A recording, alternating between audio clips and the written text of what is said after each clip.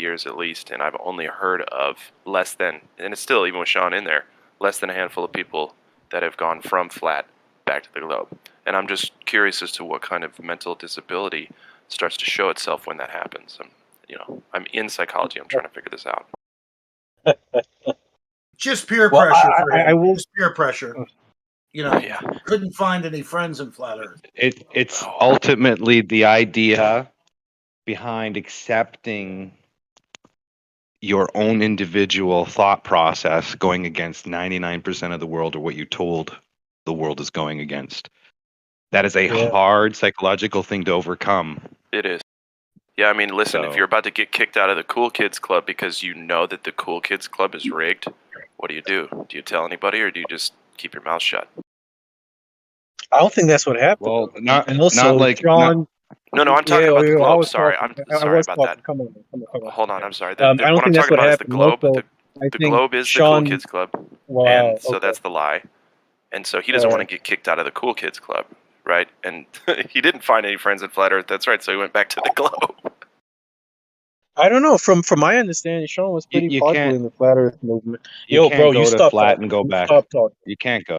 I thought you stopped talking. Yeah, so as I was saying, Sean seemed to be pretty popular in the Flat Earth movement, number one. And number two, he listed off a whole bunch of names of people that left Flat Earth. It was more than a handful, you know? And it seems to be way more common than Flat Earthers are willing to admit. Okay, so there are dumb people out there. That's fine. I'm good with that. I'll Just admit it. because people left public debate As the doesn't guy that mean- believes that the Earth is flat, with only his observations as the proof. Interesting. Oh, like I said, you and I haven't Zanuck, talked about my it's- beliefs yet, Zanuck. So you wouldn't know. Danik, it's No, you already already mentioned. described Even your belief. even You said it presents even itself as Ptolemy flat. mentions that. Even Ptolemy mentions that the whole system he devised comes from the apparent position of the horizon, which is not an actual physical location, but yet a model was a model. And Ptolemy describes this process, by the way. Everything is deduced from the apparent position of the horizon for a 6-foot observer 3 miles away. That's how you devised your model, based Not on really. optics. He writes. He yes, that's exactly how he's done it. They No, even you write can about have it. plumb lines And as listen, well. they even write about the proof that locally the Earth doesn't move. And so in the beginning is I call them ontological primitives of every model that we've ever applied, starts at a base ground zero. And unfortunately, because you're a tiny little individual, there's a lot of assumptions made based on what they're observing. Now, the funny part is that his mathematical model was only possible by putting himself at the center of the center of everything, which he was not at the center of everything. So all of his angles and measurements are just basically from his perspective. And the best part about it is they admit it. They admit it in the writings, and also admit it's just a mathematical deduction from observations. It has nothing to do with the actual physical ground it's curving. They're just assuming what they're seeing is based on curve and then devising a model from it, Yes, which they're you can seeing- do, which you can transpose between Is there an end two shortly or systems of. not? There's two systems of spherical trigonometry and trigonometry, and there's direct proofs of the development of the globe model in the beginnings, thereby indicating that the Earth was Euclidean, and they needed to devise another system because terrestrially didn't match the celestial sphere. They write about it. They write about the problems. So to have any glober not acknowledge the ontological primitives of devising the globe model came from basic observation and not due to the Earth being a physical ball. That's actually pretty funny. You went on for So as long as you Well, did. that's what they no tell you, longer though. relevant. No, you. Well, So first the of all, you can apparent prove jump, you- the you can apparent, prove the apparent position of a okay, so horizon due to its no physical one can ever talk when apparent you're position. here because Apparent I wait position. until you're done and then you keep on going. So Well, forget. he Go just ahead. made a statement, so I wanted to Hey, go clarify. ahead. I didn't So make any statement. the apparent position of the horizon is conflated as a physical boundary due to a shape of the Earth when it's an angular relationship to the height of the observer. So that apparent junction isn't That's a not true physical either. location based not on a true. sphere, but based on optics. The dip But you can angle is not- conflate it. is You not can that conflate long. you can conflate it as a sphere if you want, as what Ptolemy said he did. I shouldn't say he said he did. They wrote about what his process was, which everything was deduced from that apparent position. Well, we know that is not an actual physical decatur mark due to curve. It's just an optical angular limitation. Don't use it. Don't use it. You don't need to use it. Use straight up. Again, his whole model was devised off of what he Why are assumed you the using horizon was hundreds of caused. years ago? Why don't you use something now? You do it yourself. Remember, a flat Earth is So always does talking the about, apparent "Can I- junction of the can I sky and fucking ground talk change to you, now? cocksucker? What Or the is hell's it, wrong or is with it, you? or has technology made the Earth flat? Technology allows you to see how round it actually is. Many people Wrong. before us. Technology has made the Earth Can flat, I Zenek. You're fucking lying. talk without you talking? Is it possible? These ancients Is it? looked I have at a their question for you, optics and Dana. placed them Can I at the talk? Is center it of the possible? universe, Can I say devising a 5 words without mathematical you fucking talking over me? equations that You're a isn't based dick. on You're just a actual dick. reality, but based on That's an you're a assumption little of dick. what your reality is. You can devise any model if you have an assumption of your reality. The fact is that technology proves the Earth doesn't have a curving body. That's grossly incorrect, demonstrably incorrect. Let me just say. So I'll tell radar you what, doesn't you flatten got for 5 words out. Thanks. flatten for You got curvature. 5 words out. Thanks. Radar doesn't flatten for curvature. There's Unbelievable. Zanuck. It's not radar. It's not anything. Radar It's doesn't flatten for simple. curvature, bud. Dude, you're such a cocksucker. You're such Radar does not flatten for curvature, Not- buddy. Yes, it does. No, it doesn't. And so the Yes, it maps that you does. use, the conical maps, You that can look they at came it from from a the 200-foot conical tower. maps that are used. The conical maps that are used at Why these is radar Rocky tower a stations mod? aren't Yeah, why flattened is for Rocky curvature. for a mod right now? I don't understand. Shut up. Unbelievable. Yes, radar can do Rocky, stuff. you need to call for a mod, All bro. you Please. need to do, Data, is take a couple bits of information from things you can do yourself. Horizon drop with altitude. You can talk about using celestial Zanuck, navigation, here's looking at how you're objects full in of the shit. sky. Even in their own writings, Data,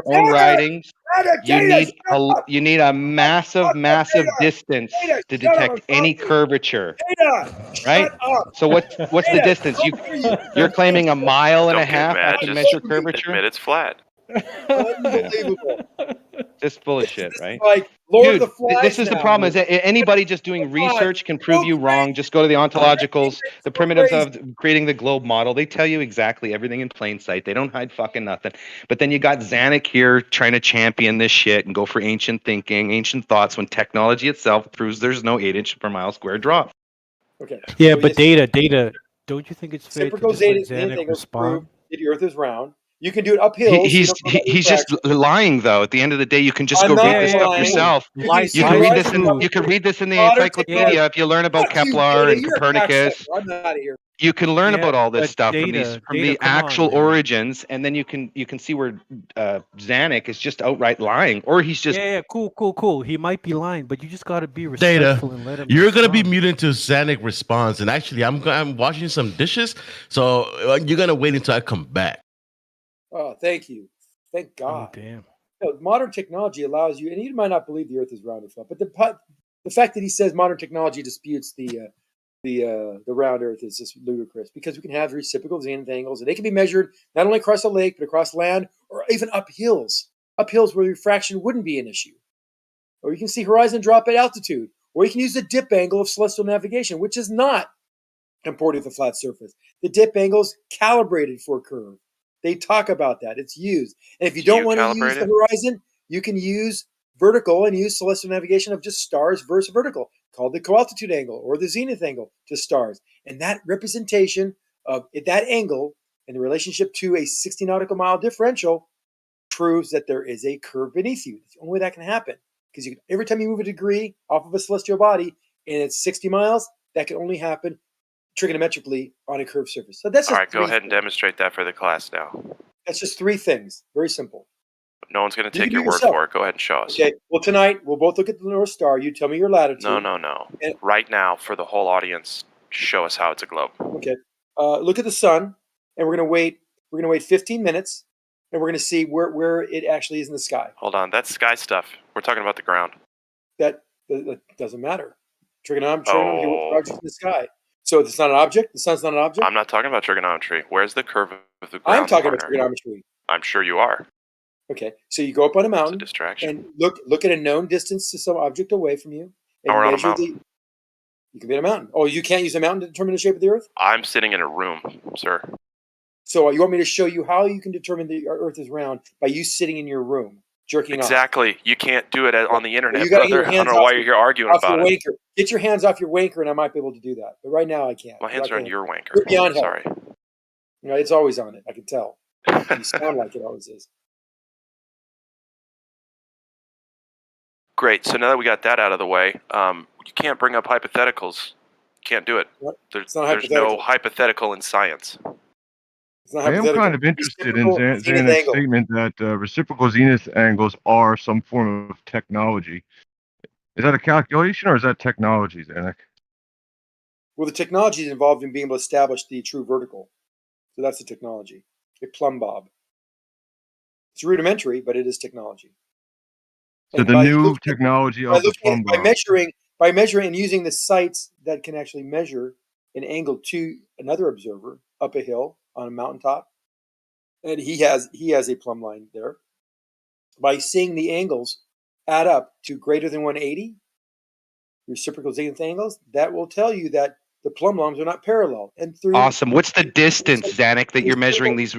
any distance. No, that's not true. 400 Again, yards. in the paperwork, 400 Zanek, yards. 400 yards. 400 yards.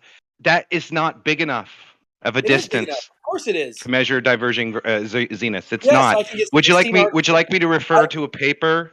Would you like Yes. me to refer to a paper No, because let you're me give talking you the actual about data measurements. you're talking So about when you do using the actual what kind of data, geometry you want are you the still data? using? You want Are the you data? still? What kind of geometry? Dude, It's called all you trigonometry. have to do is just Not read, geometry, Zanek, to it's prove you trigonometry. wrong. That's it. You All you have to do moron. is read You the moron. beginning You're an idiot. papers. Read the beginning papers to find out you're wrong, which means people trying to determine the shape of the Earth, the ontological primitives of all the arguments, where they began, how they tried to do it. You claim that you can do it over 400 yards. This paper says you need a massive amount of distance because at a curved rate that you're trying to measure, the only way to measure it is over a longer distance. You can't measure it over a shorter distance. This is what's written in the papers, Zanek. No, I'm telling This you, is why I I'll always show you ask data. you. This is why I always ask Shut you the what. fuck This is up. why I always ask Data? you what distance can you measure this at? You guys claim 1.5 miles, and if that's the case, I ask you if radar flattens for that, and you say yes, it does. Which Zanek, they don't. So the fact that you keep doing this over and over again, buddy, like, shame on you, man. Hey, Dada, I want you to come around more often, bro. When you hear Zanek's voice, I want you to come in VC right away, bro. Oh, I don't Listening pay to him attention to him. yelling at you to shut up was priceless. I almost fell off my seat. Because he wouldn't listen to actual data and logic. The data is I don't go to you for information, Zanek. data. Just so you The know. logic is, and the data is that you can measure reciprocal angles. You can do it over 400 yards. You can We've measure measured it. reciprocal I'm angles. It's still just whether or talking. not you're I'm still claiming that. talking. I'm still talking. I'm just not dealing with it today. Yeah, y'all don't know how to both take turns. Y'all both ain't gonna speak. We can move on to another conversation because this is just ridiculous. They're just I'm two halves still of the laughing, same. bro. They're just two sides of the same coin, bro. Unfortunately, you can't mute one or the other. You either have to just let them go at it or just mute them both.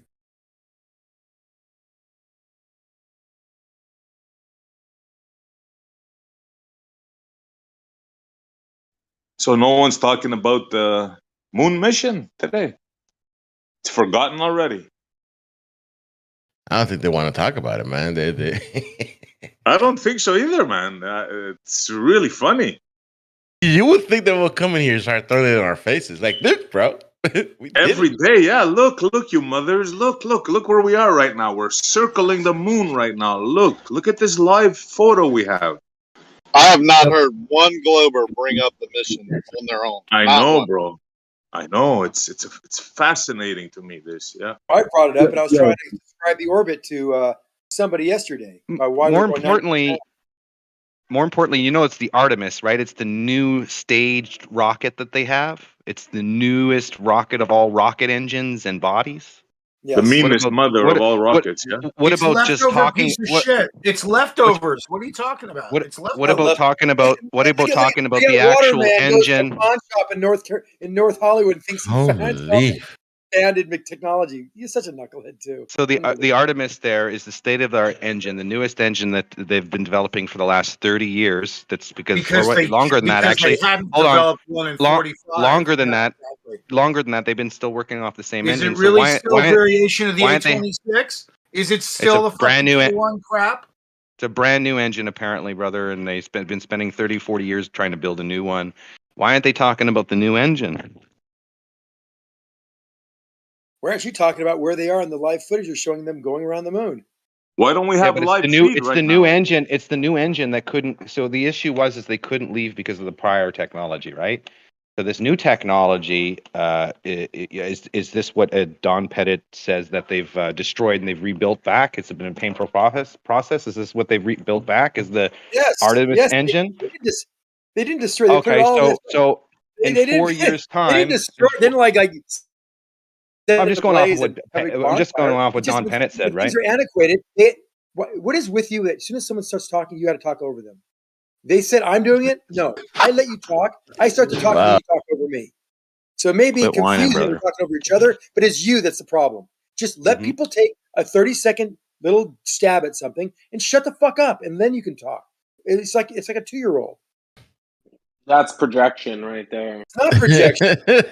I'm My usually very God, good is at that letting. projection? I usually yield and let him go, and then I find a space. I try to dive in. Then he immediately. You've talks never over me. yielded.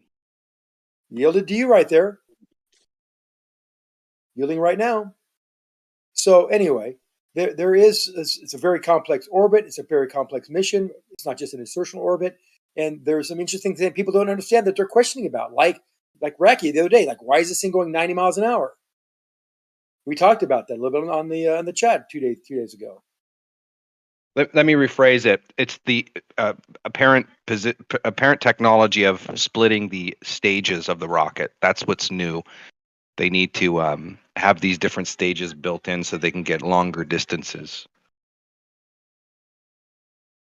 Okay, so Well, I'm just saying that's what they claim, but I don't hear anything about the achievement or the results of the engine. Nothing. I heard nothing about it, and I was following it for a while there, and I find it really suspicious that they're not talking about the engine or the technology involved. They're just relying on photographs and images to suspend disbelief that it did work. I put it on NASA Live yesterday and today as well. They're showing people floating around in space. They're showing old space shuttle missions. They're showing all kinds of other missions that they've done. But funny, they got a freaking rocket, or supposedly circling the Earth, the moon right now. They ain't talking about that. NASA Live. Go to NASA Live right now. See what they're talking about. They have 2 live streams. Yep. And none of it is about the Artemis. It's astonishing. It's truly astonishing. And we have NASA fanboys here, like our buddy Zanuck, and they're saying, yeah, well, for what? I mean, it's a complex mission. Yet there's two channels paid by the taxpayer right now not showing anything. It's amazing. Guys, I just saw earlier that the XB-37 just landed. It's been in orbit for 3 years by the United Launch Alliance. There's no one really paying attention to the real space program. This is all a show. The real space program exists, just not through NASA. Okay, so I don't know where deep space, I don't know where they're playing, if they're just playing in low Earth orbit, but the XB-37 just landed on after 3 years in space, in orbit. So check out real life, real vehicles, real stuff. They didn't scrap the shuttle program for no reason. They moved on. They just don't talk about it. It sounds like Waterman believes in space now. So Well, it's just that there's still a cargo craft for low Earth orbit. It's called the XB-37. You still think there's such a thing as low Earth orbit? You believe that? So take a look. Wait, hold on a Moonwalk second. 1. Wait, Waterman is saying there's low Earth orbit exists. Is that what you're saying, Dan? You believe? No, I'm saying that there's an entire space agency and space program we're not talking about. It's the United Launch Alliance. Do you believe in space? It's all still Boeing. It's still Boeing shit. It's still Lockheed Martin shit. It's Fantastic. still real. There's still a space truck. They're just not talking about it. Do you believe in space? Dude, you're not cornering me with anything. I'm just You're telling you believing- real wait, facts you're about telling real me- equipment. You're telling me in your words you believe in space. You're talking Dude. about it like you do. Do you believe in space? Do you believe rockets work in space? We could be Just making progress talk here. real life. We could be making progress here. Do you think space real exists? life? Yes, real life. Can you define space? Yeah, exactly. It's like give it Do a you chance. think space exists? Do these things orbit the Earth? Define space. No, there's no deep space, Zanuck. You happy? Is there low Earth orbit? Who gives a fuck, Zanuck? Define Y'all do. space. and Do you define wanna lower know It's up orbit. to if me you to believe in fucking low Earth determine the orbit? fucking universe. I'm We just wanna know telling if you, you if believe you in the guys low want to Earth look orbit. up real technology, Dude, for a real guy, for a engines, grown and man, what's really going on, you're just do not funny. You're nuts. follow the You're nuts lame, broken nonstop. Antares program. Sonic, shut the Okay, fuck up. the fucking Artemis is leftover from the Antares program and from the shuttle. It's leftovers. It's a show. It's not technology. It's garbage. The Orion capsule never found any way to protect people, and they had us watching that video for 7 years. Orion trial by fire, and they did nothing to protect. Remember, hey Dan, do you remember William Shatner came out propping up the Orion project, claiming they're going to land on the moon in 2024? Do you remember that? Yeah. Is that when he went for his little space ride? Well, they No, went that's way before. Years before 800 that. feet up and came back down that time. Years before that, he was talking about this particular thing, the Orion, and not being able to go through and and how it's science fiction and science are sort of the same thing. Yeah, totally remember that. That was the coolest. That was the coolest things he's done since singing. You can you can watch the Moon Walk 1 on Sunday at 2 p.m. according to NASA television. So it looks like they did have Artemis up for one day at 1:30. It says Artemis, which was today, or pardon me, it will be today at 1:30. I don't know what. Oh, this is all Eastern times, the U.S. times. So 1:30 of Eastern time, which is happening now. Apparently, you can watch the Artemis path to pad at 1:30 p.m. Where are the other? Whoops, sorry. Trying Other to find than the that, XB37 stuff. I've been trying to Others- find a live feed all day. Nothing but reruns on 2 NASA channels. Greatest feat in the past 50 years of human exploration. They're showing reruns. Well, I think there probably has to be a buffer between what they film and what they show, and you probably maybe can have suspicions to why that is. Yeah, because they ain't there. They ain't there. It ain't Well, happening. The if they're gonna rocket fell into the ocean, and this is all a show. Well, they gotta It's pretty be simple. they gotta be able to go at a certain height, right? And through that activation of whatever technology you're using to get that certain height, they're there. It's just maybe not at the height they're saying they're. Nah, all you got to do is get a nice big rocket, send it up, tilt it, throw it in the ocean, show some CGI, and you got them for the next 5-10 years. That's all. Almost every 10 years they do the reprogramming. Yep. Well, every 10 years they plan to land on the moon. See, these guys here, Yep. these NASA fanboys, they think in 4 years they're going to see boots on the moon. They're convinced of this. Right, Zanuck? No, they just need to do it. They just need to do it every 10 years because there's like a new generation of children that need to look at fake shit when they're too young to see what's real. That's it. Yeah. Well, they did it in 50 years, so 10 years, I misspoke there. Every 50 years or so, pretend something's going on, and you got another generation, like you just said. Yeah. It almost looks like they've been doing it every 8 years, like redoing the campaign since 1955, 1959. Every 8 years to 10 years, because you look, Kennedy came in at 62. They went to the moon at 69. They were originally talking about that around 55, 57, 58. That's when NASA was developed. Yeah, they definitely have this cycle. The ISS worked for like 20 years or so, but now people are demanding, what's going on? Why haven't we been back? Well, the ISS will be replaced by the Chinese ISS in 2031. This thing has supposedly been up for 908 days, and we didn't hear a thing about it. Nobody saw it. Nobody photographed it. Nobody talked about it. Don't believe it, bro. Don't believe it. How do they keep secrets from us? How could they possibly do it? Well, they just own the airspace and they fly whatever they want in it, and they just don't say shit about it. No, you know it's a lie. You know why you know it's a lie? Because the thing they call space cannot be. So wherever that thing was, it wasn't in that thing called space.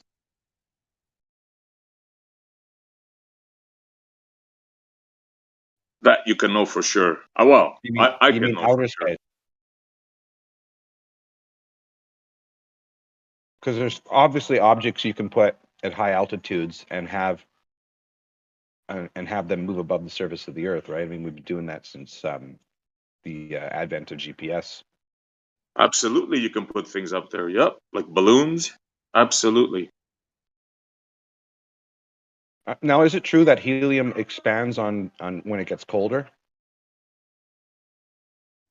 Well, that's a very good question. I don't know about it expanding, but if you want to Yeah, talk about superfluid, I was told helium. that helium expands when it's colder.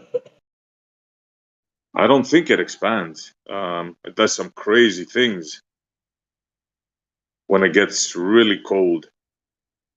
It turns into like what's called a superfluid. Starts to bubble, then it becomes calm. Then it's a state like it's really freaked out. It's like there's no viscosity at all, zero viscosity, and it's freaked out. It can flow through the beaker. It flows through the bottom of the beaker. In other words, there was a semi-porous beaker that held it. Yeah, the molecules are so small. Yeah. It undergoes this crazy stuff, and then there's another state in which it becomes a super solid. It still has zero viscosity, but it's a solid.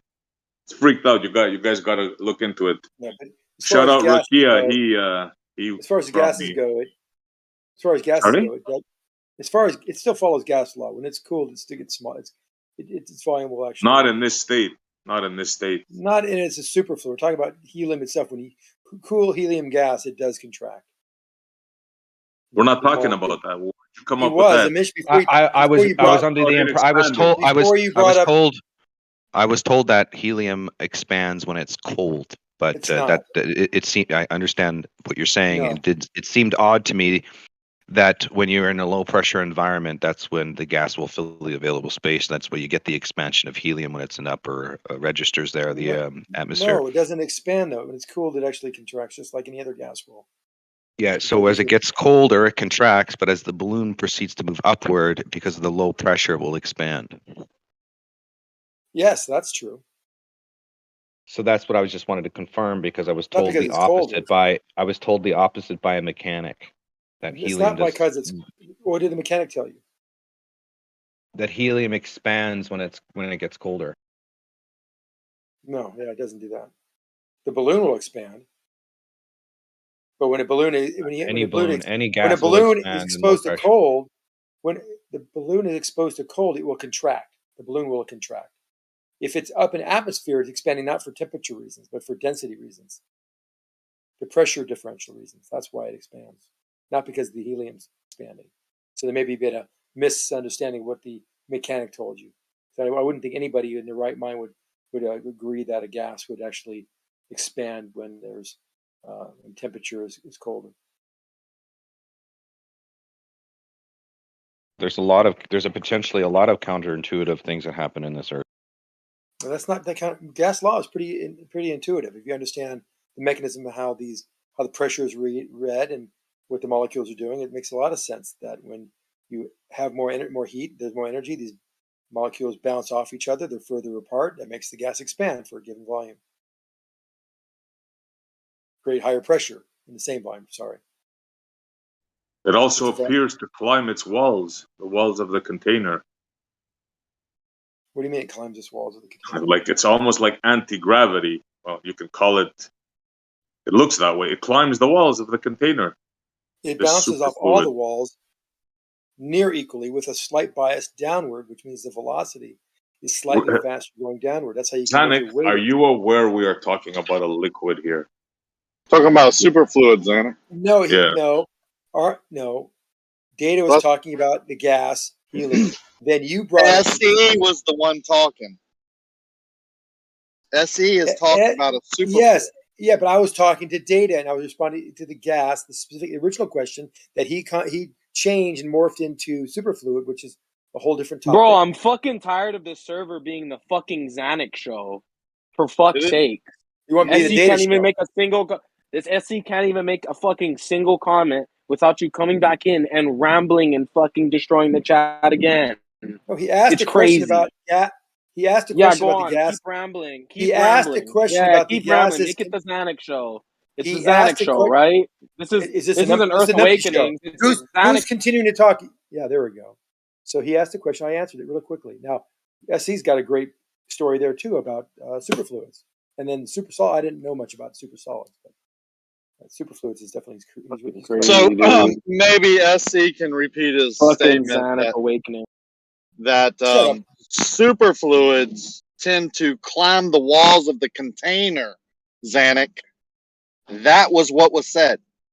If you want to respond to that, I really don't care if you do or not, because I'm like the other guy. I get tired of the Zanuck show, but Wait a second. If it's superfluid, question: if it's superfluid and it's climbing up the walls of the container is like, to get a superfluid, obviously you have to have a super cooled environment. So you're putting this in a chamber with cameras. Like, how is it being visualized or being observed? different containers actually, and they introduce pressure and very, very low temperatures, and the state of the helium becomes very, it's like boiling, and then it gets to a state where it's still, like it gets very quiet in nature. It's not boiling anymore, and at that point it starts defying physics. And they film it. They do it in labs. It's pretty tedious, but they can do it. And it goes through the most porous beakers. Like, it's the only fluid that does that, and then it climbs the walls. It's even set to perpetual motion type thing, because once it's started in motion, it doesn't stop. You can create a superconductor within this type of fluid, and it's frictionless, so it can reach great speeds, and then create a track within it, and it'll keep that same track forever. Yeah, it's amazing. And now what really blew my mind, Rukia, is the super solid state. Yeah. That really, when I heard that, man, I said, what the hell, bro? Yeah. Yeah, I just found that. Yeah, it has not zero, much to know. Yeah, it does have zero viscosity, and if you do start it to spin, it does spin forever. That doesn't mean it has perpetual motion. That's not what perpetual motion is. So you're an expert on it now, right? You didn't hear about it now. You just read one line on Google and you're an expert, right, Zanuck? I'm not Googling anything. We know about, I don't know about super solids. I haven't read about that, but I do know high level about super fluids. We do know they have no viscosity. They're very, very cold, and if they start to spin, they will spin forever. That doesn't mean it's got perpetual motion. They were describing it as perpetual motion, because once you get it started, you introduce that one, energy or work or whatever you want to call it. It'll keep going forever. It doesn't. It's commonly misinterpreted. I'm just as a friendly. That's what they called it. Yeah. They don't call it perpetual motion, because even though it moves forever, that doesn't mean it's perpetual motion. But that's what they call it. That's what the scientists called it. All right. Well, that's not what perpetual Zanuck, motion. did you hear what you just said? You said, listen to what he just said. Like, he gets away with these things. You heard what you just said, Zanuck. Even if it moves forever, it's not perpetual motion. Yes, because that is the exact freaking description almost of perpetual motion, Zanuck. The term perpetual motion has a specific meaning. Perpetual, meaning in perpetuity, forever. No, motion, that's not what it means. Motion. Forever No, motion doesn't mean forever physics. motion. It has a specific forever motion. Want to answer or not? Want to answer or not? The super liquid has perpetual motion, but Zanuck says it's not, so it's not. Because Zanuck, God of physics, machines are ones that God of physics has declared can do positive work forever. All it means is that It doesn't mean that things move forever. Like an orbit. Zanuck, you're insufferable, Thanks man. for the You're thanks for the insufferable. Xanax No one has ever description. said. Show me someone says the Earth Except for the rotates around scientists, sun. except for the The scientists Earth working with the rotates. helium Fuck, what is wrong superfluid, with except you? those guys. What is Except wrong with those you? guys. Numpty, what is wrong with you? Seriously. Shut You up for a second. you taking up the chat Just and shut ruining it. up for a second. Thank you. That's what So we no, want you to do. shut up. Just because the Earth That's is what we want you rotating to around do. the sun, it doesn't mean it's a perpetual motion machine. Perpetual motion in physics means there are no losses when energy is utilized. Doesn't mean you have constant motion forever. Because Newton's Except when the laws. scientists in the paper say it. Stop it! Newton said specifically that things that stay in motion unless they are acted upon by other forces. It doesn't mean there's perpetual motion machines or perpetual motion. It means that things will stay in motion forever. Perpetual motion has a specific meaning in physics. It means that energy is continually provided to continue an effort of work, or energy is actually utilized and replenished. So I guess the guy who wrote the paper on the superfluid was wrong and doesn't know He what perpetual misspoke, motion yes. is, and He misspoke, Zanuck's maybe the the one who first, knows. He doesn't know, right? Yeah, and he right. misspoke, and I'd be the No, first to call him out on it. thanks for it. Why don't you write him You should and be on ask the him if you should that's be the on right the term? panel. No, you How should about be on this? the You panel know what? of I'll experts. write him. Who's the Since sign? you're yeah, you should. You should, bro. Since Shut you the know fuck more up, about dude. You perpetual don't motion stop. than him, Shut up. you should write it, shouldn't you? I'll write him. I'll write him a letter right now, and I'll No, you copy you on won't. the response. Shut the fuck up. Yes, I will. You Give me his definitely name. won't. I'll write him right now. Right now, I promise you. Give me his name. I'll write him right now. If that's what he said. Yo, Rakia, do you have the name I of the interject. guy? Would you mind me interjecting and asking a question?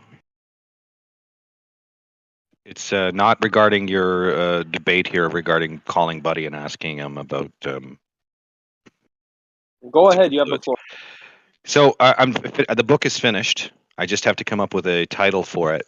And since some people here have known me for a few years now, I'm just going to read off a couple of titles, and maybe you guys want to participate in a name in the book. If not, no big deal. But I do have some names I want to throw at you to see what would stick. I got two suggestions. Yep, go ahead. I told you so. And not bad. Not bad is, I think, something that what we do is not bad. People go, "How you doing?" I just want to say, not bad. It's not. We're not bad. So the book title the book title you're tossing me here is "I Told You So." Yeah. And then the second one is "Not Bad." Stop resisting. Actually, is my best one-liner. Stop resisting. Okay, there's the names I came up with. Tell me what you think. Obviously, my initial name was "Is the Earth Flat and Man is the Psyop?" That was originally the first title that I came up with. So, is the Earth flat or is man the psyop? That was the first one. What do you think of that?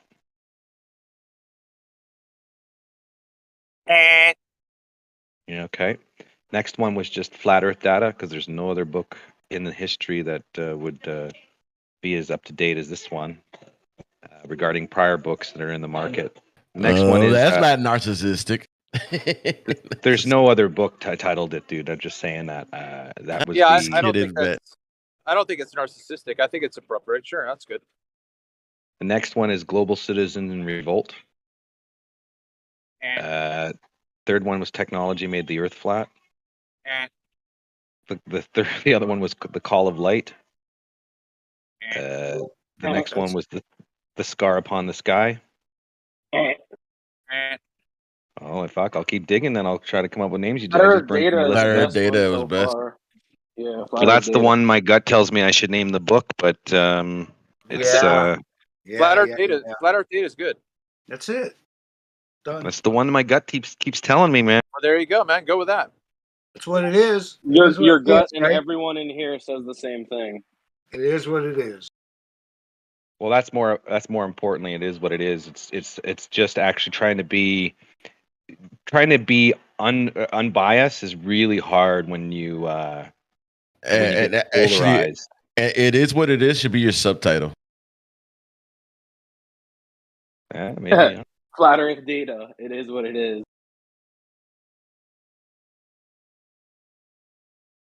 Or for the Spanish speaking audience, SOCKS. Well, I didn't write about you in this version there, Travis, but What? I didn't put you in there. But maybe on the next one, when I get a little more technical, because I'm still learning math and physics regarding the optics, and still, dude, there's so much. When you realize that Kepler and all them, like I came across a book yesterday, blew me freaking away, because there's very little modern content that talks about convergence of optics. And I came across this book. It blew me fucking away. I'll tell you the name of it. I started reading it, and it's called what the fuck is it called here? I have it using it yesterday. Where is it at? I'll take It's an appendix. basically it's basically the evolution of science, right? The evolution of thinking regarding science. And they were actually talking about the railroad tracks, the convergence, a 3D space, and it just blew me away. I was like, "Holy fuck!" You have to dig. Like, I think it was 1927. Actually, this book was published in, and they're talking about the exact argument that I ended up talking about, but yet I had no idea the essence of, like, the origins of it all. It was just the analyzation of what I was presented. In other words, I didn't have anything to bounce it back off of until I, so obviously started talking about it in these chat groups. But to actually find content on what I had visualized was actually found in books such as the one I'm reading now from Encyclopedia Britannica, and this one I'm just trying to get you the name of. It's a free PDF. You can get it from Library of Congress. And I just fucking let me just see if I can type in PDF and it'll come up. Yeah, so scientific. This is what it is. Oh no, that's not what. Yeah, the evolution of the scientific thought from Newton to Einstein, and it talks about fucking the convergence and optics. And if you can show me any other literature that mentions that, and how in this particular writing they talk about not ignoring it. Let's not add convergence into it. In other words, the joining, right? The optical joining of stuff. Let's look at 3D space for what it is. And they create all these it's called metrical geometry. What about that Yes. Scottish philosopher Thomas something or other that was the backbone to the podcast that Scotsman did with Zachary Zabala, where they called it the Great Switcheroo, where they were talking about optics. I can't remember his name now. Thomas, I want to say Payne, but I don't think that was it. But he was a Scotsman. No, I never heard of it. No, a lot of this stuff is this argument that we're going through. Obviously, is not new. They discussed all of this stuff. It's just taking the time to find these books and go through these books to read them. It's arduous, and then you don't read the whole entire thing. What's But the argument? in this book here, The Evolution of Scientific Thought, they talk about it as one private perspective. Its converging rails taken by itself is considered without reference to any other perspective could not contain sufficient data to enable us to conceive a three-dimensional space. So they're admitting that convergence point is a conundrum as far as determining a geometry from convergence. You have to ignore the convergence to get the proper geometry, sort of thing. I have a question close to that. At what altitude could you place a light in the sky that's stationary, that when you move 69 nautical miles away from it, it would be 1 degree different in your vision? Does anybody know? It'd have to be a pretty big light, number one. Okay, I'm fine with that. Why would it have to be very big? What altitude? You're not going to see a candle. Well, you'd have to be up high enough to see 70 miles, right? No, he's saying no. You put a light at your zenith at 9 degrees above you. Well, at what altitude would it be if once you started walking away in any direction, 69 miles over a flat plane? What altitude would that light have to be? Well, according to them, it would be 4,000 miles roughly. If you're using that doesn't work either. That doesn't work either. It's an 89 degree angle, which means a 1 degree, and your tangent is 70 miles. Yeah, that's how the trigonometry was shown. What happens? Okay, what happens to the next mile then? Another degree change. Now you're 88 degrees. The problem is the is problem that is you don't understand over the trigonometry. distance it You becomes don't refraction. understand trigonometry. Just admit Over the it. distance it becomes a problematic. But if you were going to deduce it from one observation and use a circle, well, then you would take the 70 miles and multiply it by 360 to get a circumference. From that circumference, you have a radius. And all of that is an assumption based on an angle measurement, which they also write about, that everywhere you are on the surface of the Earth, the distance to the stars are measured the same. This is the conundrum that Hipparchus had, or It's not a Hippocrates, whatever you want to say. conundrum. It's your Of course it confusion. is. And then also they have another assumption regarding flat versus sphere. In other words, they're claiming that if it's flat, then you'd have angular differences between the stars, which is another assumption. Basically, they're looking at a celestial sphere and they're equating it to the surface of the Earth, and so they wanted to find a mathematical solution to that. But in And we don't see angular differences between stars. in So no matter pragmatic where you are, use, there's no in angle pragmatic difference between use, stars ever. in pragmatic use, you have a Pragmatic use, stereograph. celestial navigation works. It works. It's off by 1 degree. In Pragmatic use, you take a celestial Okay, I sphere can't through talk. stereographic projection and you translate it to a 2D plane surface. This is what the astrolabe does. So the astrolabe uses straight lines and angles. They use spherical trigonometry with their stereographic projection, but they take the celestial sphere and they put it on a 2D plane surface. Now, if you had 5 astrolabes and they're all 50 miles apart from each other and they're all triangulating, the 50-mile distance between them all is going to be on a planar surface according to the astrolabe. Rocky, let me 3959 is what I came up with 1 degree, 89 degrees.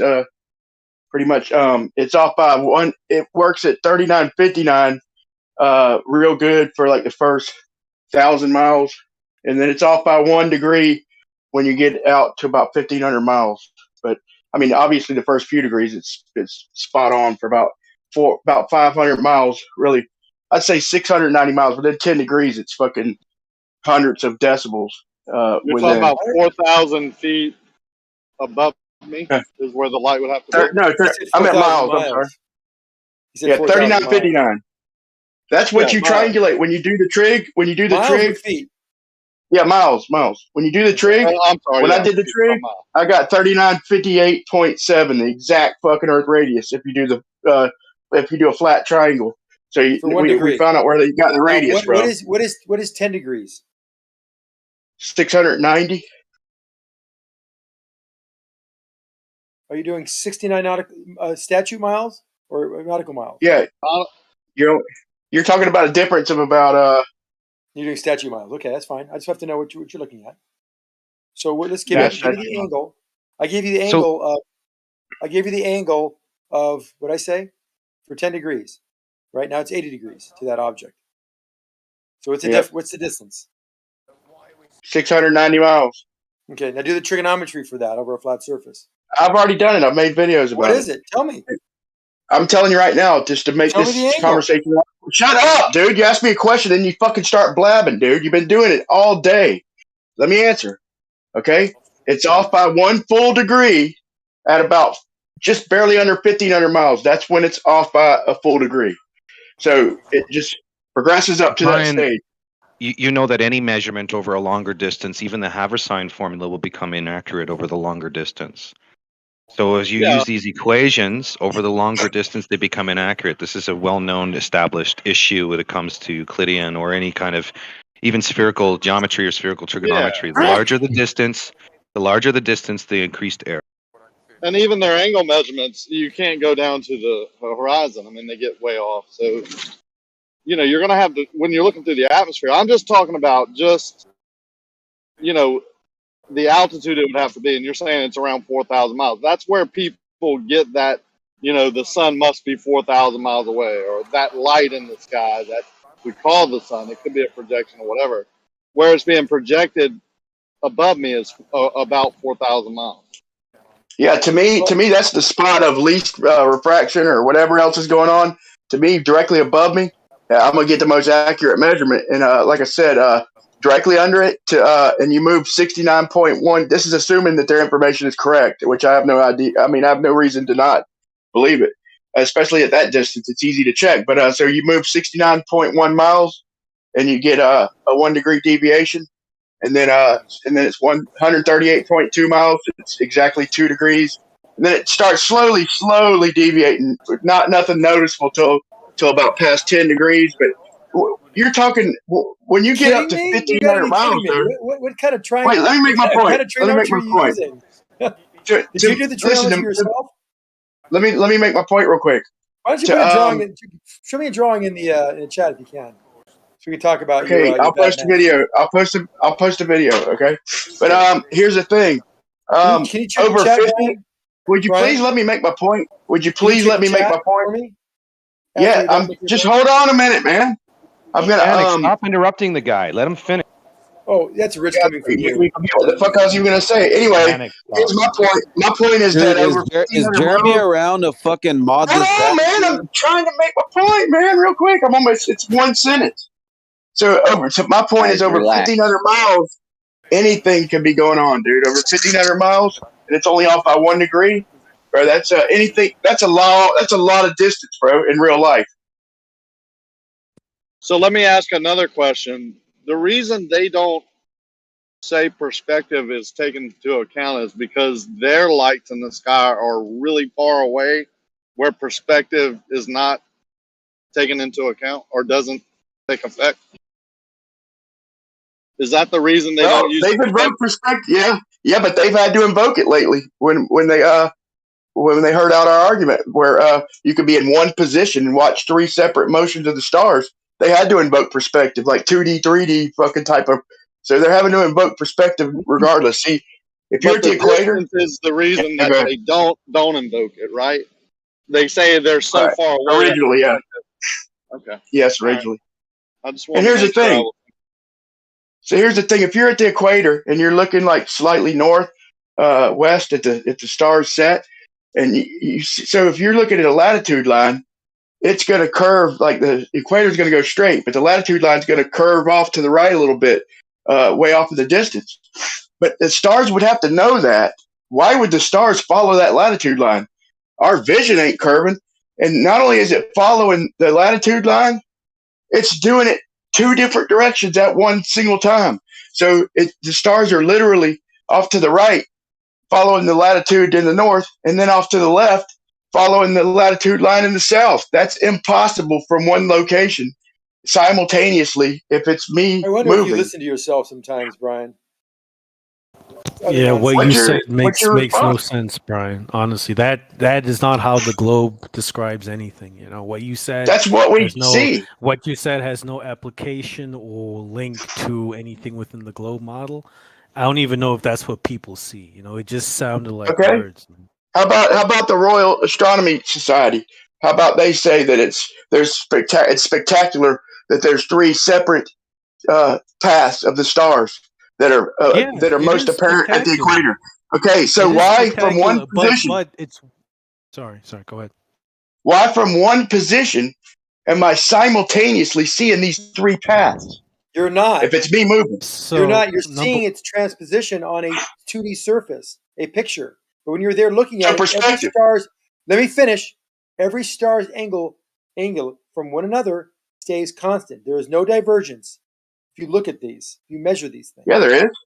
No, there's Yes, not. there is. No, Yes, there's not. You there can is. look at the sky. Okay, you can argue with me all you want. It does not. It's not a lot, but it's measurable. It only shows Yeah, in a it's picture, apparent. in a 2D picture. You know. Yeah. Just happens. Back and Okay, forth, how could I It's not navigate? something. It's not something you see in real life. Number one, number two, it is spectacular when you see it in pictures, but we understand why it happens in pictures. And number three, all that stuff you said before still has no application with. Okay, well, let me explain. You're wrong. Okay, now, would you agree that the 10 degrees north latitude deviates off the equator in the distance? In other words, if I was to go straight, I would stay on the equator. I would have to go off to the right.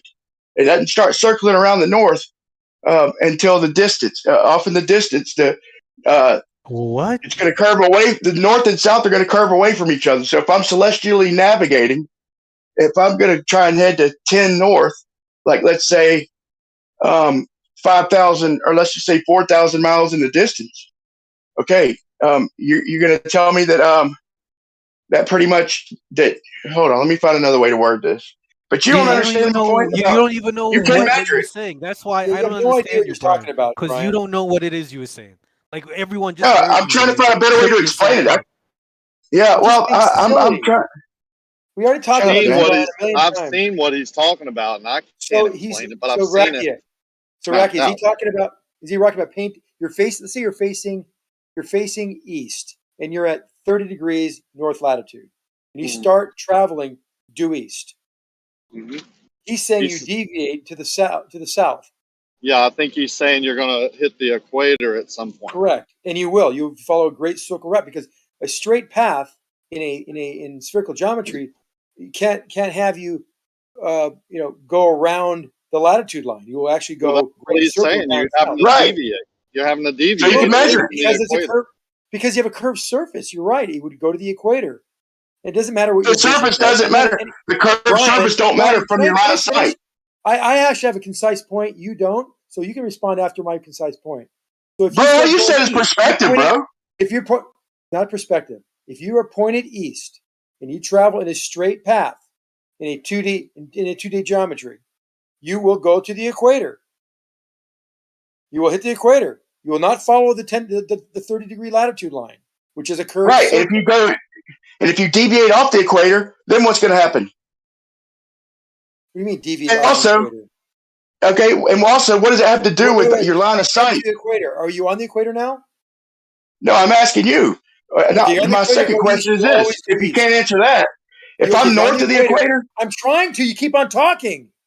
you So you're let on me the ask the equator. question for fuck's sake. Brian, I'm asking if I'm I on can't the handle this, equator. dude. This If I'm dude's on the equator, pathetic. if I'm on the equator and I go east, I will continue to go east and describe a big circle eastward around the equator, staying on that latitude line, 0. You've ever noticed that it's always you and someone else? You ever think it's you? Why would it be me when I just is asking a simple question and making a Because you're simple the dumbass. So that's a no. So let me ask you. I was talking about 30-degree latitude, and he jumped to the equator. We all heard you. So Brian, why don't you restate the question again as I Brian explained? doesn't want to talk to you, Zanuck. Do you want to talk You to talk me? to him then. No, I'm good. I understand what he's trying to say, but I have some questions.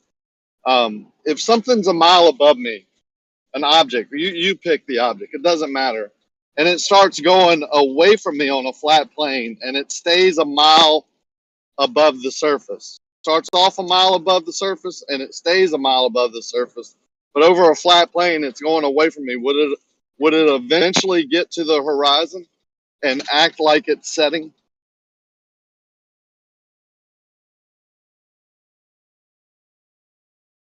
Zanuck.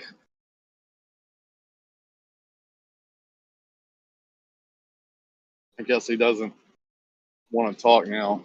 Go ahead. I got you, Rakia. Go ahead. Yeah, I asked the question. You want me to repeat it? My son just came in and it's Rakia. Okay, no problem. Any object you pick, a car, a light, any object's a mile above you. You're on a flat plane, and the object, you stay stationary, and the object moves away from you, but it maintains the mile altitude above a flat plane. Mm-hmm. Would it at some point set or appear to set? Yes, absolutely. Due to what? Due to geometry, due to trigonometry, due to simple math. Would perspective be involved in that? Perspective will have it fall at a rate, if it's on a flat surface, that is dictated by the triangle. But curvature, if it falls at a faster rate than that, then that would be due to only one thing, the curved surface. Stop. We're over a flat plane. Don't bring in anything else. We don't want to confuse me, right? I'm dumb, remember? 99% of the Globers think I'm dumb. Over a flat plane, the object moves away from me. You said it would appear to set, correct? I heard you right? Right, over a very long distance, yes. And you said due to geometry, and I said, would that involve perspective? And what was your answer?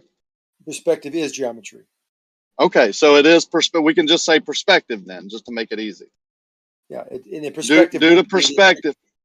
The trigonometric function of right. Hold on. The trigonometric function of rise over run inverse tangent would tell you the rate at which it would descend. Awesome. So perspective would make it appear to set. Trigonometry. Yeah. Although oh my God, dude, we already agreed remember 20 seconds ago, we're going to agree that it's perspective geometry, like geometry, perspective, perspective, geometry. We're just going to use one word, perspective. Is that fair? Probably trigonometry is more accurate. Okay. Can we say trigonometry perspective? Oh. Would that go? You asked me a question. I'm giving my honest answer. Why are you getting so angry? Okay. Can we use perspective? Wow, Xanax? you are really angry now. Yes, use perspective. Can we use perspective? Don't need to raise your voice. Yes. Use perspective. Yes. Hello? Yes? Yes. Yes. You've said it 5 times.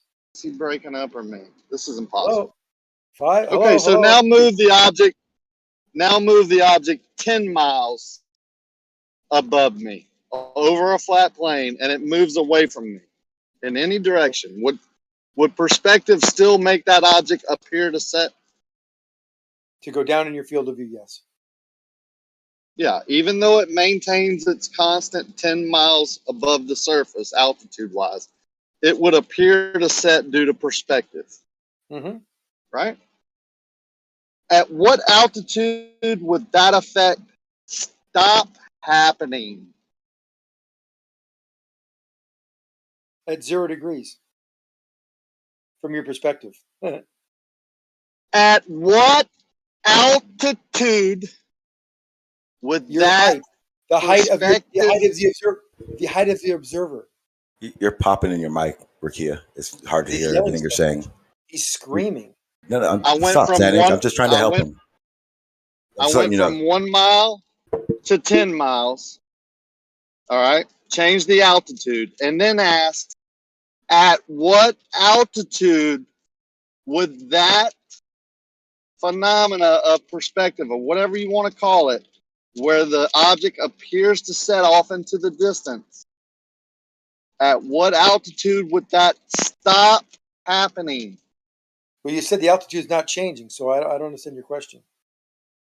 Oh, I started at 1 mile above me.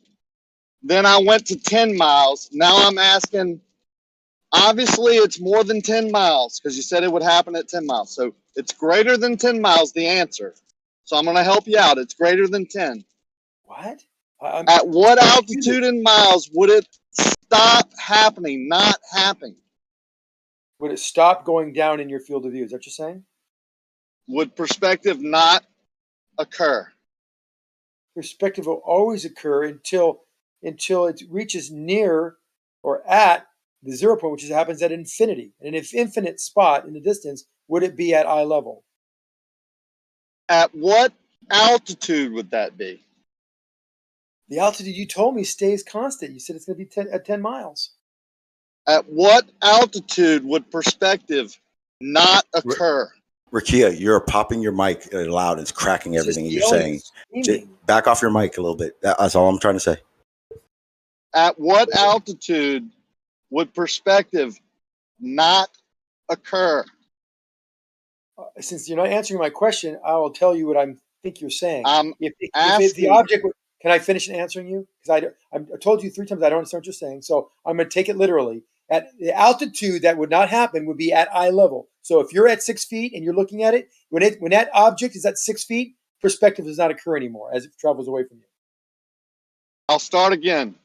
The object was in the beginning 1 mile. We agreed, both agreed, perspective would occur off in the distance and it would appear to set. I moved it up to 10 miles. We both agreed as the object moved away from me, as I was stationary over a flat plane, the object due to perspective would appear to set. At what altitude, which obviously would be greater than 10 miles, would that same object not appear to set, not go down in my vision due to perspective?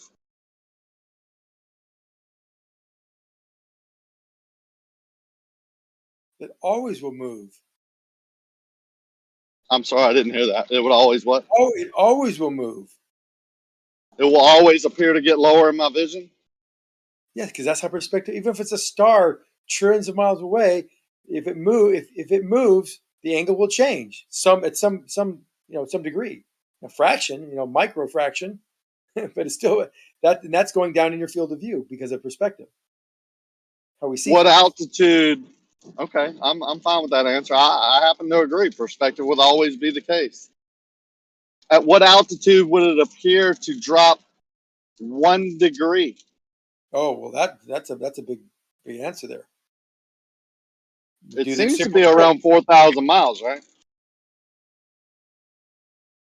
Like if I put an object 4,000 miles above me that I could see, whatever that object needs to be, Mhm.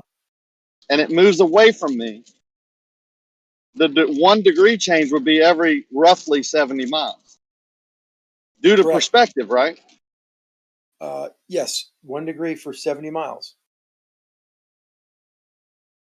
Why can't, other than you saying that the object that we're looking up in the sky that moves 1 degree for every 69 miles, you're saying those objects are infinitely far where perspective doesn't take account, right? Or you're saying perspective is so minute that there's no reason to even put it in the equation. Is that a better way of saying it? No, if they were so far away, you would see a much smaller movement per your 69-mile movement, because that's just basic trigonometry. But if they were 4,000 miles high and you moved 69 miles, you see 1 degree change in your angle to them. So if we're on a flat plane and the objects that I'm seeing, whether it be a plane, the ISS, the sun, light, or For whatever we example, see up in the sky, would be when it moves 69 miles away from me, that would be 1 degree, correct? yeah. Let me give you since you gave me a story. I'll do it real quick. I won't do it as long as you did. If you look at the North Star and you assume that it's 4,000 miles high, let's look around. It's no big deal. 4,000 miles high. If we look at the North Pole from the North Pole, it's straight up. We all agree, right? We see this, that's the GP. Vertical, horizontal, 90 degrees, straight above us. If we go 4,000 miles away from the North Pole on a flat plane, do you know what the angle would be to the North Pole or to the polar star, Polaris? No. Take a guess. Well, No. because equilateral triangles have equal angles on each side besides the 90, you will have, or a right triangle, you will have a 45-degree angle. So now if you move 4,000 miles, you see 4,000 mile distance, you see a 45-degree angle to the North Star. You go, oh, that's fine. So I moved 4,000 miles. It's 4,000 miles high. That's perfect. But the problem, because when you go the next 1 degree, in the next 1 degree, that you get to 0 and you have the polar star at the 0 line. So at another 4,000 miles, it's at 0. So it went from 4,000 miles, 0 to 4,000 miles, 45 degrees, another 4,000 miles, 0. That's the problem, because that's how triangles work. That won't work on a flat surface. You can't do that on a flat surface. If you can, So please show me the Zanuck, map. just out of curiosity, if I drew a circle and I had an object at, let's say, at the center of that circle at a certain height, and I measured 1 degree change over 70 miles, could I determine the circumference of that circle? What circus? The circle that above you, or the surface you're on? So mathematically, if I drew a circle on a page and I drew a dot in the center, but I knew that that dot had a certain height elevation to it, if that dot, being that I know a height elevation to it, and I moved out from the center point 70 miles, let's say hypothetically, could I then take the 70-mile distance that I've traveled, the 1 degree change that I've noted mathematically, to determine the whole circumference of that flat circle? No, because it wouldn't be a circle. If you saw a 60 nautical mile per So change. again, you talk about knowing trigonometry. So I'm going to just repeat it again. Maybe you misheard me.